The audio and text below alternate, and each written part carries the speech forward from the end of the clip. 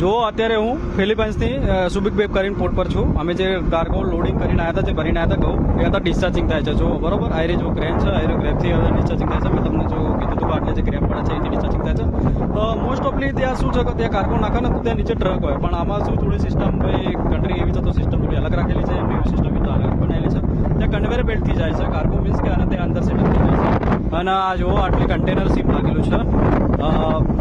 Container બધા કન્ટેનરનું જહાજ છે તો કન્ટેનર ડિસ્ચાર્જિંગ થાય એટલે કન્ટેનર સીપ જ લાગે. અને મેં તમને કીધું હતું કે અમારા જહાજમાં થોડો રૂલ હોય કે જે કન્ટ્રીમાં જઈએ કન્ટ્રીમાં ફ્લેગ હોસ્ટિંગ કરેલું, ફ્લેગ હોસ્ટિંગ કરેલું છે. અને જો આ ત્યાં સામે એજેટ છે પ્રાઇવેટ, અને જો બોટ બહુ મસ્ત છે. જ્યાં જુઓ તો ટ્રક જાય છે, દેખાતી હોય તો થોડી બરોબર ફરવાલાયક સ્થળ છે. જેવો ટાઈમ મળશે એવો થોડું ફરવા જઈશું, જોઈએ બસ પૂરી કરી. આ જો સામે સિટી છે બરોબર, અને ઓકે થેન્ક યુ.